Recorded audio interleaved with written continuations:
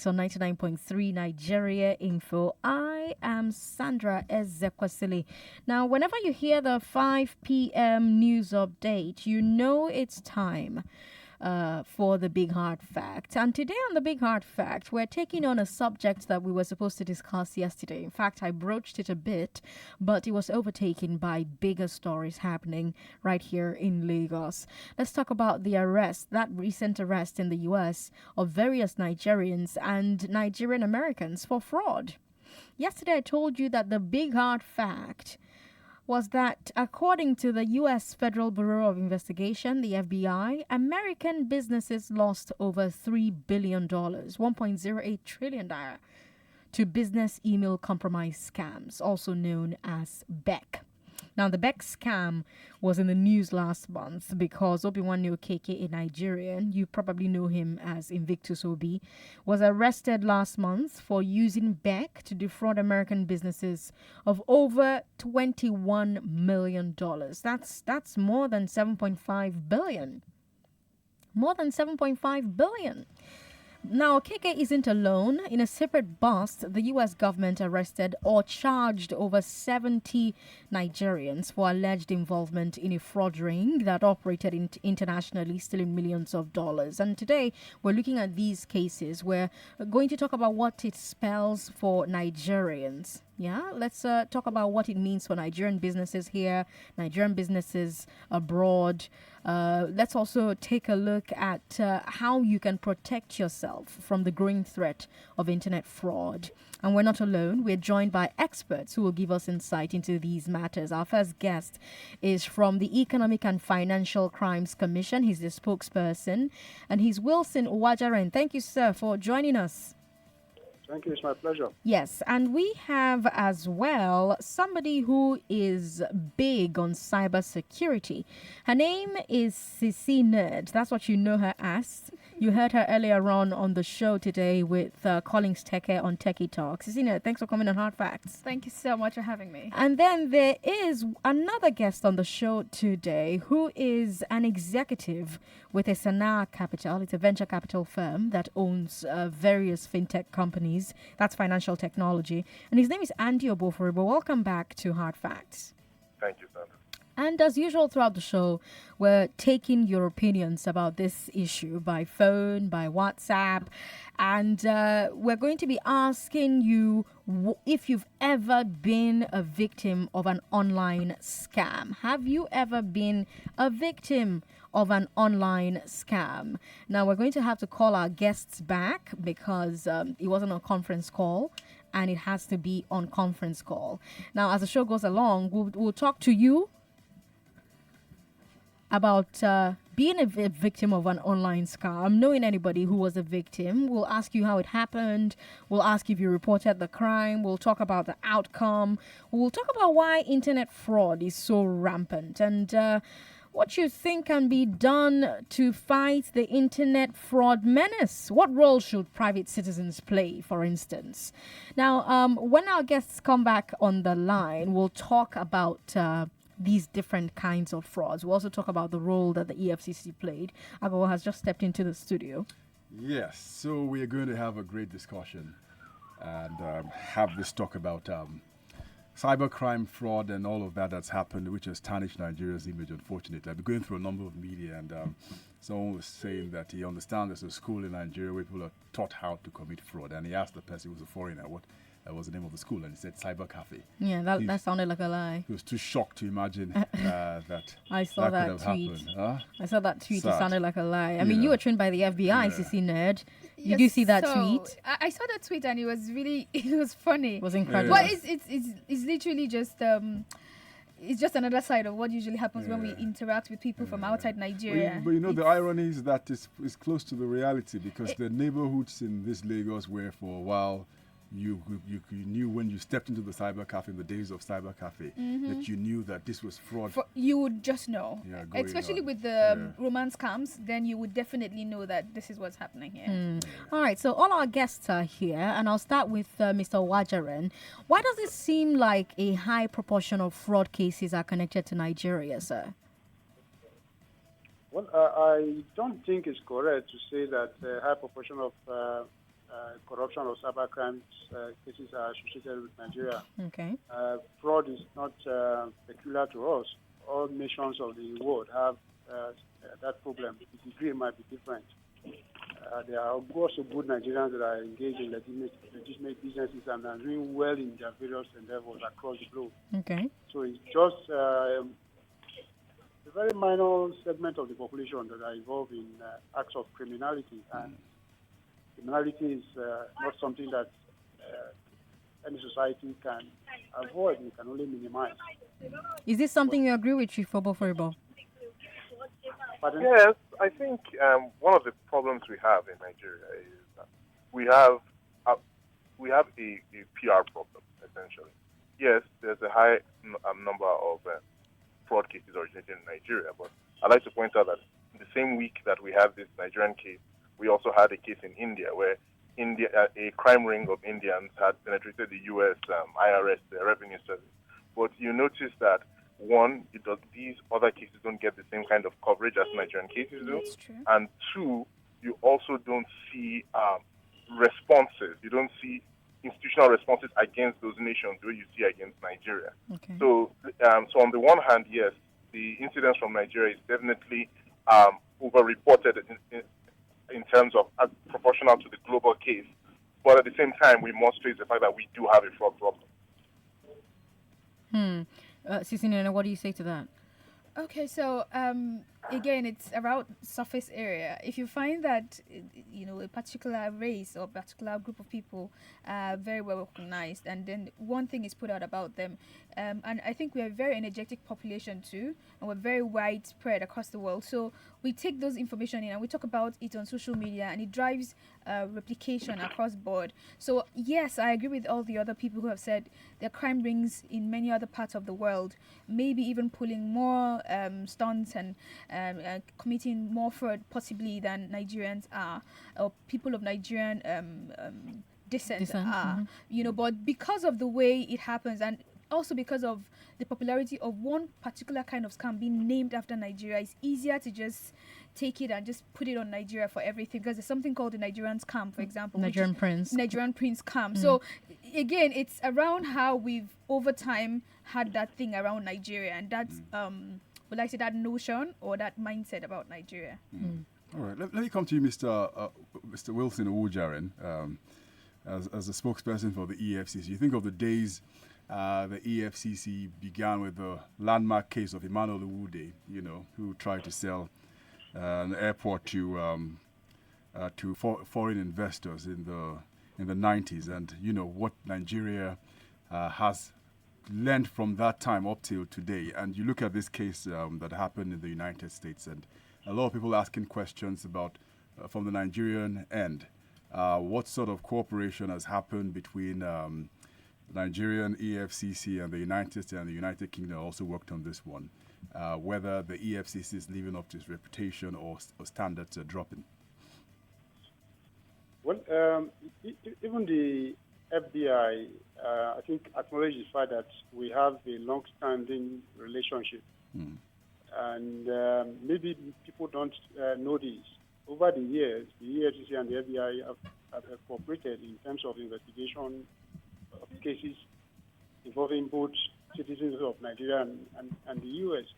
And it's on record that the Commission, for instance, successfully extradited a number of Nigerians back to the U.S. for prosecution, and some of them were even jailed.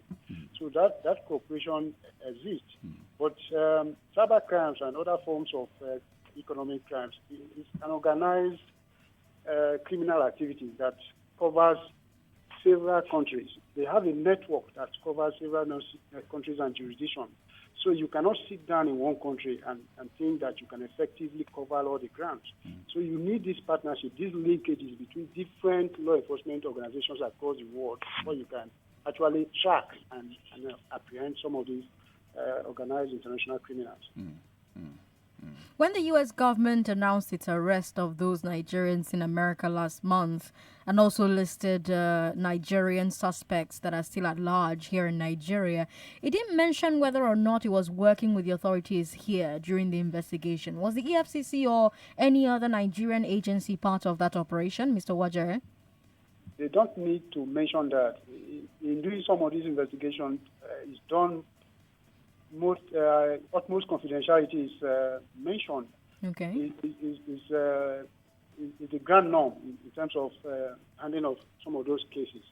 But you know that FBI, for instance, cannot come to Nigeria to carry out investigation without having collaboration with any law enforcement organization within the country. Okay. Ditto for EFCC. We can't go to the U.S. and carry out investigation without having some kind of understanding, some kind of partnership with either FBI or secret police or U.S. Postal Inspection Service and all that. Okay. And over the years, we have relationship with all these agencies, the DOG, Department of Justice of the United States. So these relationships are there. We share intelligence, and it's an ongoing thing. As I speak to you, there are investigations going on locally that has FBI linkages. They provide intelligence for us and say, please help us look at these cases. And we go after those suspects. I just mentioned to you the fact that we successfully arrested and got some suspects extradited to the United States. We could have done that if there was no relationship. If there's no collaboration. But that is not to say that EFCC will sit down and wait that until FBI gives us information we cannot fight cybercrime. On our own, we do a lot in terms of investigation and prosecution of cybercrime cases. And I've told you that if you look at the profile of conviction that we have in the EFCC, for instance, as I speak to you, we have recorded over 1,600 convictions since inception. I can tell you that 70% of those convictions are largely internet crime and cybercrime related cases. So the EFCC over the years has established a reputation as perhaps one of the most effective law enforcement agencies around the world in dealing with cybercrime and internet fraud largely. And other countries in the African region usually come to us to understudy our process and procedure because they believe that the best practice exists in Nigeria. So when people, for example, say the numbers of the suspects apprehended with this United States and you now say with the United States, United Kingdom, EFCC bust, saying this is unprecedented to have 77 people. Usually you just get one or two, and they say things, for example, that we running a cyber crime industry in the country. What do you have to say to that? No, I think that is a wrong notion. The fact that they had close to 100 people of Nigerian extraction arrested for crime does not mean that that industry is dominated by us. I can tell you for free that even Nigerians also fall victims of cybercrime that are engineered from outside the country. We have a case that we are prosecuting in court in which a Nigerian was duped by a foreigner. So it's not a one-way street. The fact that some citizens get involved in this should not be taken as to mean that all Nigerians are cyber criminals. And we need to also change the narrative because it is not helping the country. Like I said earlier, a lot of Nigerians are doing legitimate businesses and making waves across the globe. They also need to be celebrated and not playing up the activities of the very few citizens that are giving us engaging in crime. Let me come to UCC Nerd. My listener today is a potential victim of any of these scams. Many Nigerians are defrauded every day. We just heard the spokesman of the EFCC say that. So let's talk about some of these scams, right? Let's talk about how we can protect ourselves, how best we can protect ourselves, because you're the cybersecurity expert. What is a business email compromise scam or BEC scam? What is that? Okay, it's literally what it is. Your business email account is compromised, which means it's hacked. So someone other than you has access to that email and sees all communications that goes in and out of your inbox. Now, I've written an article before about the value of your inbox to fraudsters. Why is it so valuable? It's because your life literally is summed in your inbox. Your social media accounts sort of communicate with your inbox, your bank accounts, your inbox. Oh my God. Everything about you, your travel itinerary, your inbox. Literally everything is tied to your inbox. The two very key parts, your inbox and your mobile phone number. So you find that those two things are connected to every part of your digital life. And that's why business email compromise is very, very effective. Now, what happens is they gain access by a means, a myriad of ways, different ways. We're going to talk about the different ways they gain access. But they gain access to your inbox. They're sitting there. They're not in a rush. They analyze what goes in and out of your account, the people you talk to, what you do, how you sound. Because they need to imitate you sometimes. Oh, God. They need to get into your conversations and pretend to be you and hijack them. They need to be able to send emails to potentially your finance department and ask for transfers to be made. They need to be able to send rogue invoices to say the finance team to make payments. So they need to understudy what goes on. So they need to check, is this guy the main fish or is he a way to get to another person? So when they do all of that analysis, they come together and they are able to establish what they can get out of this. So let's use the Victor Zubi story, for example.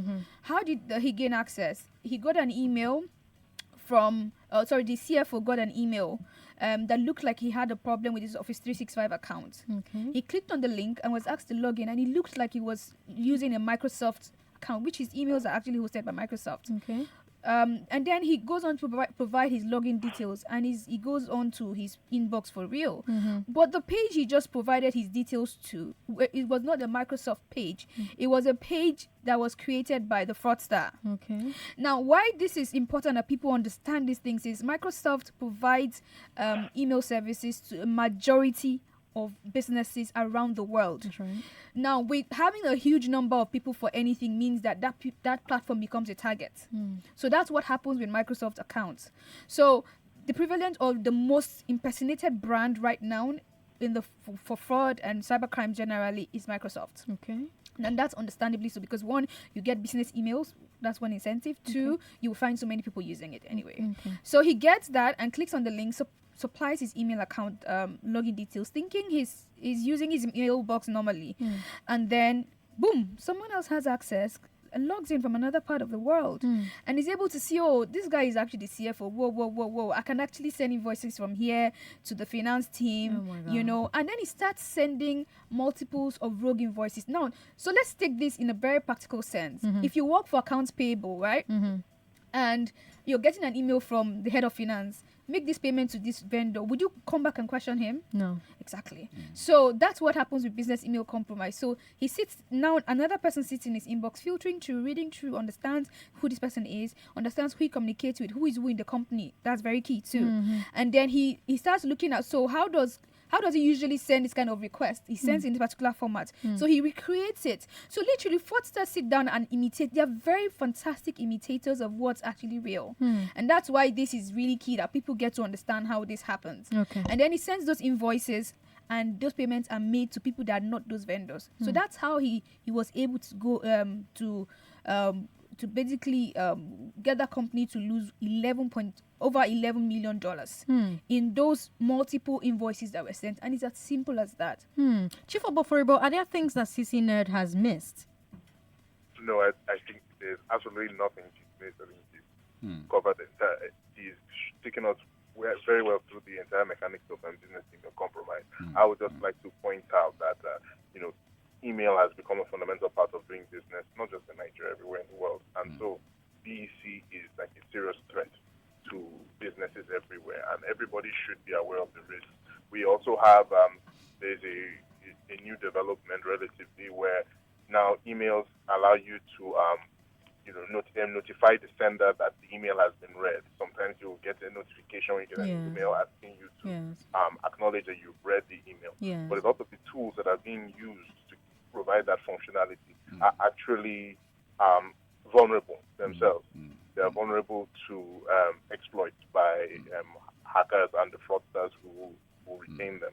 So these are some of the dangers that we now face in the world. And since most of our business processes are basically mediated by email, every business, every office has to take a serious look at how they use their email and how well educated their staff are about email use. Sissy Ned, say I am an employee, right, in a company. Well, I am an employee in a You company. are. My listener is also an employee in a company, right? What should we be on the lookout for in an email to protect ourselves from Beck? Okay, so for starts, I really want to buttress what he said there around employees gaining awareness. The thing is, we are not talking enough, and we're not training employees enough. We need to be able to train our employees at least once every quarter, because fraudsters are very creative people. They change their tactics, but the base principle is the same: social engineering. I see. They get you When to you say social engineering, break that down. exactly. I was just going to that. Social engineering is just a technical term for 419. Oh. They manipulate you to give away confidential information. Okay. Confidential information could be your login details. It could be your bank details.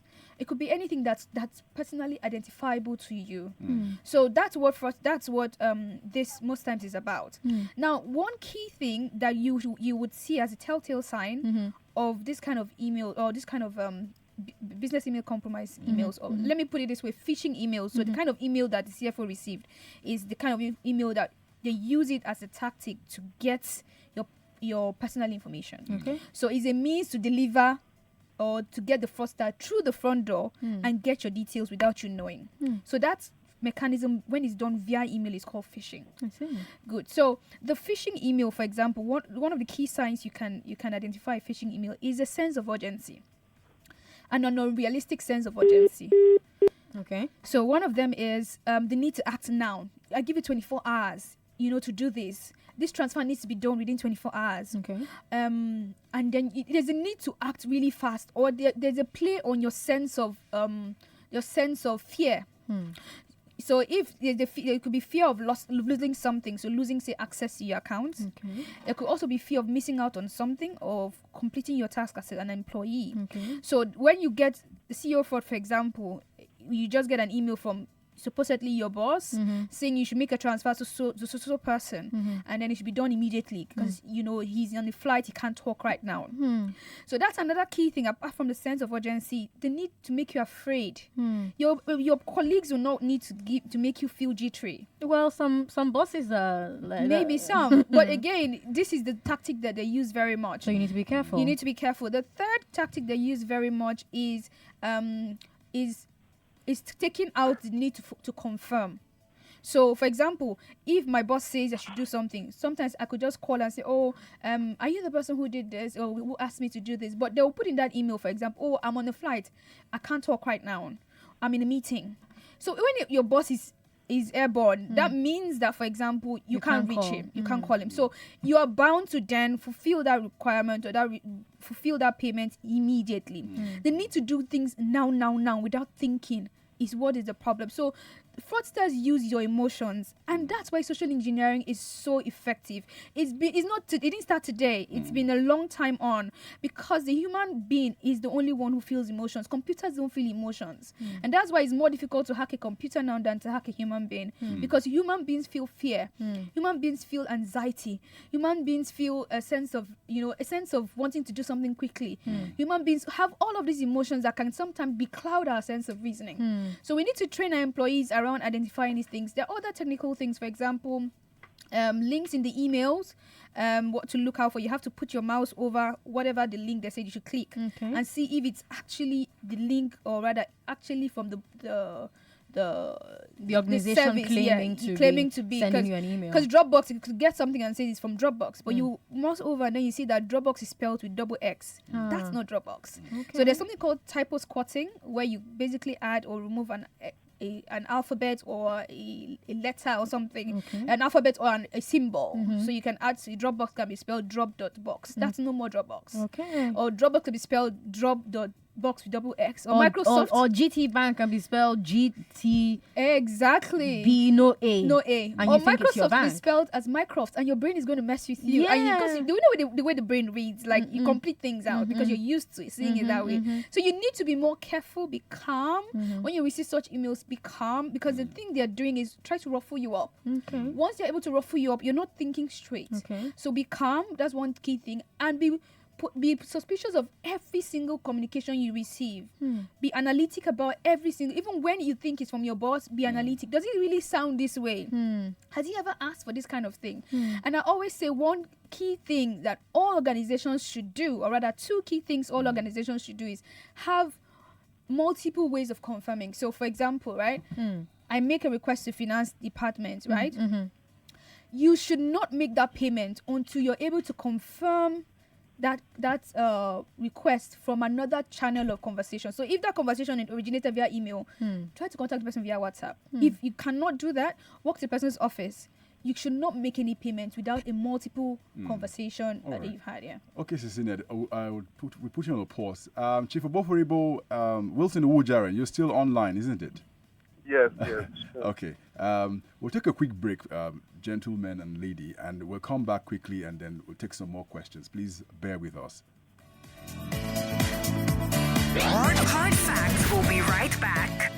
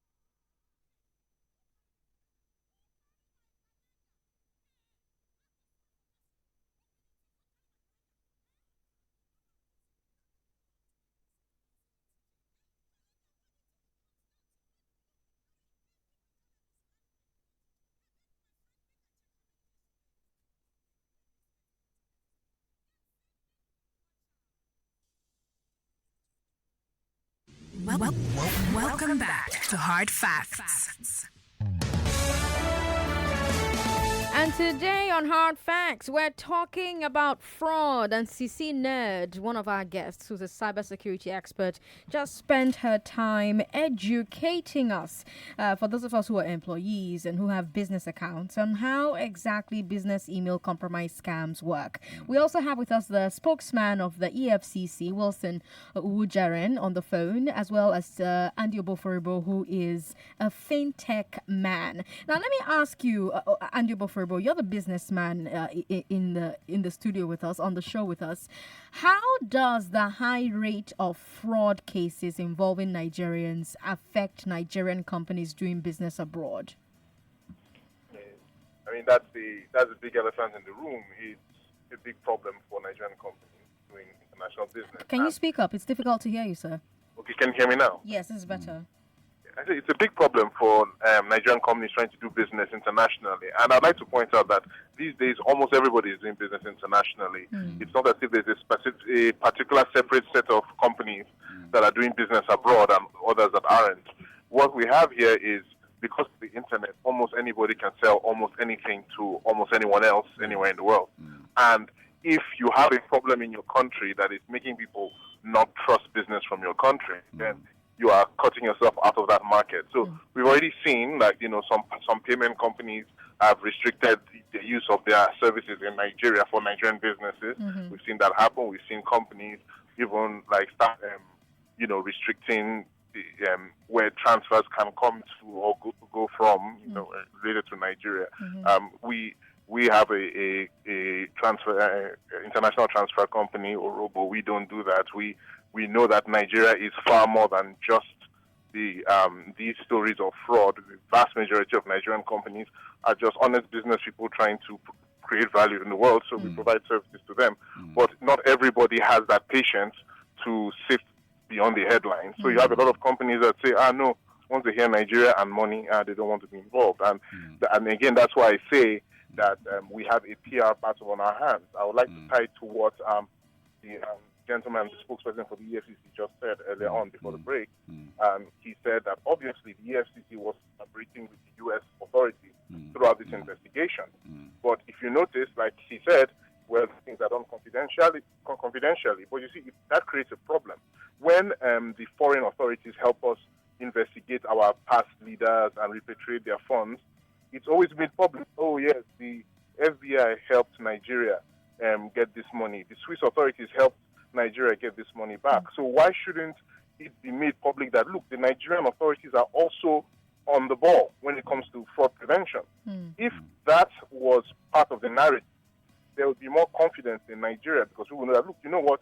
Yes, there's fraud everywhere, but the EFCC is fighting it just like the FBI, just like MI5, just like every other person. So if we did things that way, I think there would be more confidence in the Nigerian market, because really we're as honest as anyone else. Mr. Ujarin. Yeah. Great. Tell us something. A couple of days, in fact, it was yesterday, had discussions about crime and the relationship with politics, where there have been reports that cultists work hand in hand with political leaders sometimes, and by extension also too. There's also been reports of fraudsters or Yahoo boys having this symbiotic relationship with politicians. In your work with the EFCC, I've heard people say things, for example, that EFCC has information or links or a database to suggest that certain politicians have been influenced into office by Yahoo boys. What exactly is going on? Well, it's not possible for me here to come out openly and say on radio that so person has helped any politician into office. The fact is that sometimes when politicians are campaigning for political office, they are at press for funds, and some of them are reckless in terms of getting money from individuals that they don't know their sources of livelihood. And we live in a country which is largely cash-based, and it's sometimes difficult to track money movement. The Commission, for instance, has paid so much attention in terms of tracking movement of funds in the financial system, especially through the banking system. But movement of cash is a problematic area. And I don't think there's any law, for instance, that stops somebody from giving money to a politician. So if a politician is friends with a cyber criminal, for instance, and he offers him money, you will find it very difficult to criminalize that relationship. Why I'm asking this question is because we've talked now about the chain. You know, Cecilia talked about the people who are involved in cybercrime. There's usually a chain. There are people who will buy the information. There are people who will sponsor. There are people who will give haven. You know, and it does suggest that there's some organized structure in the way it operates. And people have pointed out that certain political leaders have their hands in the pie and have been the ones who have oiled this chain many times. So, what's your thinking that what is going on in Nigeria, especially with cybercrime? There are certain big names involved in it, and the EFCC hasn't laid a hold on them. That's why it still persists the way it is today. It's normal for people who have illicit funds to want to launder it any which way they can. And so for people who are involved in cybercrime, sponsoring politicians, for example, is another way of getting influence. If the person you sponsor gets into office, you have another avenue. But the truth of the matter is that our country has to get to a stage where those who seek public office will be closely monitored in terms of how they fund their campaign. The Electoral Act, for instance, puts a ceiling on how much some people can spend on elections, but those laws have not actually been enforced. If they are enforced as is done in other countries, it will be difficult for any criminal to fund the election of any public officer. So we actually need to ensure that laws that are on the statute book are adequately enforced, especially the Electoral Act. You know, I saw an article, Sissy Nerd, linking fraud to Nigerian organized crime, specifically Confra in the universities, in Nigerian universities. And it made me curious about how deep the link is between organized crime and fraud. What do you think? Very organized. Huh. It's a full supply chain. From again, the person who hacks the account might not even be the person trying to make the transfers or trying to make your company make the transfers. It might just be sold on the black market, on the dark web to someone else who actually then gets access into your account and then commits the fraud. And then there's another group of people that need to, have those money sent into their accounts. And they now try to route it around the world and make it untraceable. So send it to other parts of the world where it's difficult to track the money. And then, so it's a full chain. And let's put this in context. Right now, cybercrime is a lot more profitable to criminals than any other organized crime. So Are you from shocked? drug, Are you shocked with the existing financial laws internationally, globally? Yet you can still move money in the way it's moved. Like the case we are saying that people were duped of monies in the United States, which is supposed to have great layers of security. Yet those monies found their ways back into Nigeria, for example. I think one of the key things that we've had, both locally and internationally, is the synergy. Some people want to work together and some people might not necessarily work together. So again, there's still a question of sovereignty across nations in the world. So what works for England might not necessarily work fully for us. So while we have our data privacy laws, England has theirs too. While England has theirs, something else is obtainable in Asia. So and Asian countries, to be very specific. So that's why this is possible. And let's not forget, these can actually be legitimate dealings. What do you mean? When I mean the transfers of monies could be vendors trying to do business across the world. Selling naira for dollars. Let's say buying a service. If I was in Nigeria providing a service to someone in another country, I could actually be getting those kind of payments from that person. You want to also consider that. So except say these kind of fraud cases get so big that authorities get to investigate it. If you get pockets of little $10,000, which happens very often, they will get pushed. They will not be investigated. They won't be noticed. They won't be flagged because it's not small money. Exactly. And that's why I also feel both locally and internationally, we need to crack down on even the smallest of crimes that are financial crimes, that are cyber fraud. Because with those little fraudsters come into those rings where they can do bigger fraud. And they get to, like the FCC spokesman has said, launder that money. So clean the money. Get to go into a business and begin to earn proceeds from that business. But the original source of the funds is what? Fraud. So it's become a lot more, it's an organized crime that's become a lot more profitable than any other crime that we've had. And this includes like drug trafficking? It includes drug peddling. Okay. Oboh, you're going to say something? Yes, I was just going to piggyback on what you just said. One of the things about fraud and why fraud gives such a headache to regulators and to law enforcement agents is fraud disguises itself as a normal transaction. Now, if corruption or graft is different. If I am a minister or I'm a permanent secretary in a ministry and I'm taking funds out of the ministry's treasury for my private account, that transaction already looks like a crime because this money should not be moving from this account to that account. To any account, okay? Yes. So it is very obvious to anybody monitoring that, there's something strange about this transaction. Let's look at it. Okay. But with fraud, when I have penetrated an organization or somebody has done a romance scam and she has promised me that she's going to marry me, I just have to send money to her so that she can get her brother out of a prison in Syria. Now, in that situation, it's just me sending this money to my fiancé. And there is no way that just looking at it on the face of it, any investigator or any monitoring agency can see anything wrong with that. From a private person to a private person. And so it is always difficult to catch fraud in the moment. it's always after the fact that it's now looked into. And so that gives the fraudsters a bit of an edge. Then there's also the issue of now technology has come up to make so even before the technology, the government agencies, the central banks, they all had difficulties tracking all these transactions. Now imagine now in the age of cryptocurrency, in the age of as our cybersecurity expert pointed out, the dark web, where you have all these ways where the tech savvy are hiding money from government. Now it makes it even harder to track. And unfortunately, government as an institution anywhere in the world is slower to understand and adapt to technology than any other institution.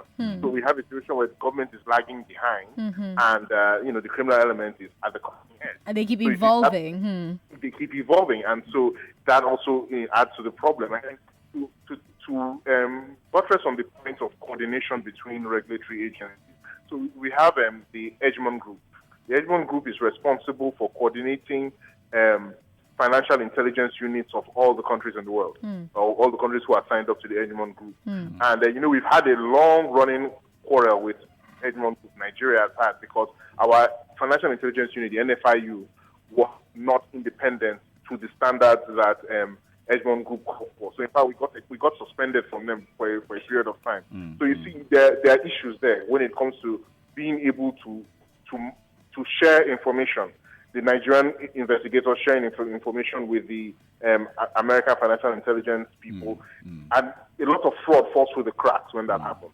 Now, in our line of work, we process payments, and you see all the time people are trying to get fraudulent payments past you, because you as a service provider, you are responsible to the central bank, you're responsible to the EFCC. They have to see that you are doing your due diligence to weed out fraudulent transactions.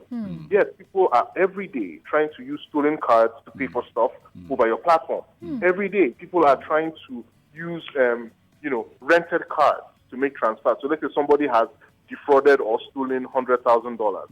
Now, what they want to do is move that $100,000 from America to Nigeria. Okay. But they know if they send it as 100K or as 50K, somebody's eyes will be on it. Okay. So what they go and do is they go and find 2,000 people and say, "Oh, we'll give you a bit of money. Let us run this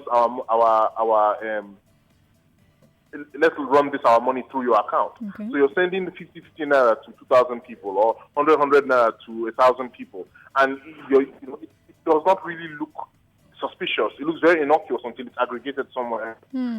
There are lots of ways where fraud slips under the radar, and it's a very difficult thing to do. Now, Mr. Uwojare, say that I've been a victim. I'm in Nigeria and I've been a victim of fraud, maybe business email compromise scam, or are we victims of romance scams in Nigeria? I think we barely are. Yeah, because we don't do love that much. Huh? Okay. So Wilson, say I'm a victim. What can the EFCC do for me? Well, if you are a victim of business email compromise fraud, and the perpetrator of the crime is within the territorial boundary of Nigeria, and the Commission is able to track and apprehend the culprit, we will ensure that the case is prosecuted. And if we succeed in getting conviction, the court will eventually make a pronouncement on what will happen to whatever funds you would have lost to the purported criminal. That pronouncement may come in the way of restitution, for instance. Okay. If he has cash in his bank account, that cash may be forfeited. If he doesn't have cash, whatever properties we were able to see during the investigation will be sold, and the proceeds will be paid to you. Okay. That is what the law says. But where we are not able to apprehend the culprit, the case will take a more complicated dimension. But the Commission over the years has this reputation of not failing when it comes to arresting people who get involved in computer-based fraud in Nigeria. We always get them. Okay, we always get them. It's always the only problem where we have difficulties is where for instance, the suspect is outside the shores of the country. Then you now have to go through Interpol technicalities, and all of that. mutual legal assistance and all that. If it happens to live in a country where Nigeria does not have any treaties in terms of mutual legal assistance, it becomes very difficult to get cooperation of law enforcement in those countries to assist you in tracking down those suspects. But as long as they're here, you're going to get them. And some of the organized criminals know this. So most of the time, they go and hide in countries where Nigeria does not have any relationship. Does that exist within the EFCC's organization, a fraud database? Does it exist? Yes, we do that. We have a database. Our forensic lab is one of the best. But it's not available to the public. No. Okay. All right, gentlemen, thank you so much for joining us on Hard Facts today. It was a pleasure. Thank you. All right, so we've had Chief Oboh, who is an executive with a venture capital firm. They also have a bunch of fintech organizations. We had as well the spokesperson for the EFCC, Wilson Ojare. We still have in the studio with us a cybersecurity expert. Sissy Ned is what she goes by. And she's going to tell us how to be careful with our own personal emails. I'm talking Gmail.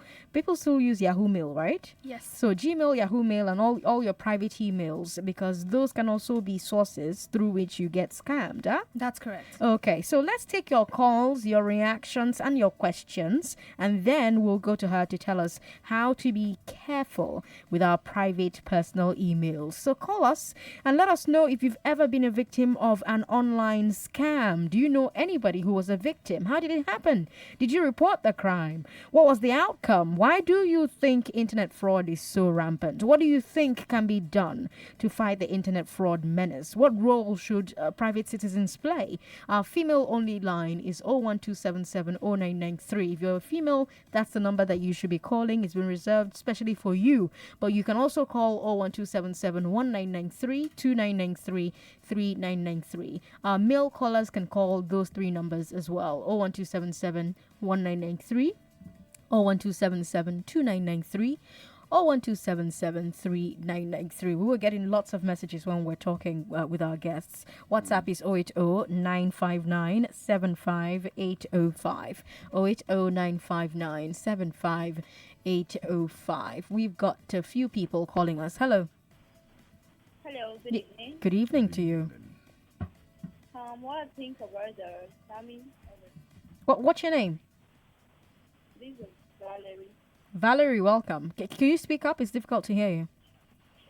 What I think about the internet fraud is that most people don't want to work and they feel that the easy way they could get money is by scamming people all about. Like, I've got an experience, like someone coming to me, like to the model agency, that if I would like to be one of their models, that I should come to an hotel and meet them, pay some certain money, but I come to find out that those people are scammers and they just want to eat your money. They keep on promising you one thing or the other, like come over to us, like come and pay money to the bank. And at the end, you find that after doing those things, they just block you and you wouldn't get in touch with them again. It's difficult to hear you, Valerie, quite unfortunately, and I think you're telling us a pretty important story. Peter Monze wants to talk about fraud. Peter, go ahead. Yes. Thank you very much. I really don't know why when you download all your profile to your bank that you are having your account with, and one a bank will call you and tell you and give you correct profile of what you gave them, and they will tell you that only one digit of your date of birth is missing, that you can confirm that. They did that to a girl that is working with me, and then by the time she gave them that one digit, they remove all her money. Now my question is, she went back to the bank and asked the bank how come they told her to come. After going for several times, the last time the bank told her that, look, there is nothing we can do. My question is, can't the bank work with the police or whatever security network to make sure that when these people succeed in getting the money out of your account, and they should be able to get those people? Because up to today, my girl lost the whole of her money, and they told her that there is nothing they can do. Can't the bank have something to do? Peter, thanks for calling with that question. Sissy Nerd, Do you have any ideas what banks can do in situations like this? Okay, so I've also had a lot of people in my sphere of influence have gone through this. I find that we're not maximizing the BVN the information tied to the BVNs that we've done, because I know that if funds are transferred into a person's account, like we've heard someone emptied someone else's account, it went somewhere. That person's account is still being operated because the person registered has the BVN details done. So you have some information about that first step, but I feel, or what I perceive is sometimes, because those amounts are not humongous, they're not big monies, they're just maybe 100 or maybe 1 or 2 million. It's not in tens of millions. The law enforcement agencies, in my experience, do not go after these people. I've had a particular experience where someone's phone was stolen, and over the weekend they emptied the person's account, so they had the person's phone and they could do everything they wanted to do. And then when he was investigated, and there was a name to the account, there was everything, and then they still didn't apprehend the criminal. Why? So that's what I don't understand, and I was hoping that we'll have an interactive session with even the other people on the call, so the public gets to understand if there's a procedure they're not following. We need to know what we need to do, because even the tens of thousands, we need to apprehend those criminals. The details about them on those accounts, or they are accomplices, and we need to be able to get them. But again, that call didn't come from your bank, the bank of that girl. It definitely came from a fraudster. And we need to educate people very strongly that your bank will never call you and ask you for any of your personally identifiable information. If you get such a call, tell the person to hold on, walk into your bank and find out, or have your account officer's number saved on your phone. So when you receive such calls, drop the call immediately, call your account officer and ask, can you be asking me about this because of this? The account officer will be able to tell you authoritatively if this is true. And then when that fraudster calls you back, like they usually do, you can tell the person, no, I'm not giving you those details. Tell the person your papa. Like your father laugh. The one left you up. Okay, so I want to ask, when your phone is stolen, I mean, we all have short codes on our phones that we're using. We all have the bank apps. What do we do? Okay, so the key thing is, I lost my phone recently, so I can tell you that I was chilled because I did something. Okay. Apart from my biometrics, which I sign in with, my SIM card is locked. Oh. And that's a key thing. Okay. When these things happen, they take out your SIM card, put it in another phone, reset things around the place for you. They can then have access to your bank accounts and stuff. But if you have a SIM lock, that's the password for your SIM card.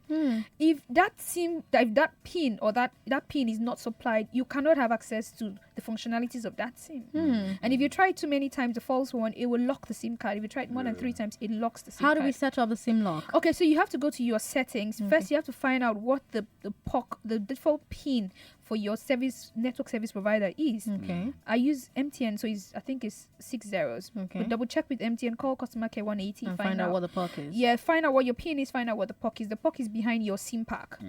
Yes. What if we've lost that one? If you've lost it, you answer security questions with MTN staff, and they'll give it to you over the phone. Okay. So you get those two information just in case you are not able to configure it, and then you go to the settings on your phone. There are different ways to go about it on Android phones and iOS, and then phones that are not smartphones. I wrote an article too about it, so you can go on nogoformaga.org. Say that again. Nogoformaga. Oh, nogoformaga. Yes, I like that. It's NOGOFALLMAGA maga.org. You will find the procedure of how to lock. Go fall. Maga. Yes. Maga, don't pay. So no go for Maga. Maga will not pay. Follow the tips we give. So we give a lot of tips via that. It's a not-for-profit I run. It's a campaign not-for-profit I run that basically educates the public about cyber fraud and how to prevent or protect yourself. Okay. So you'll find the procedures and how to lock your SIM there. And then the Gmail. Okay, so very key for the Gmail. We're having a conversation just when we are on commercial break. The biggest,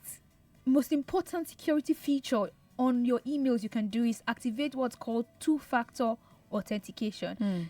Let's put it in very literal senses. I like to talk about cybersecurity and use very literal examples. Have you seen any Igbo person have a shop and it's just one door? No. You would have a burglary, a gate, burglary gate or something. There's door and there's burglary and there's burglary. Do you understand? So you have to have another level of security, and that's what two-factor is. So aside providing your email, your login username and your password, you would then need to supply a code that's sent to your mobile phone.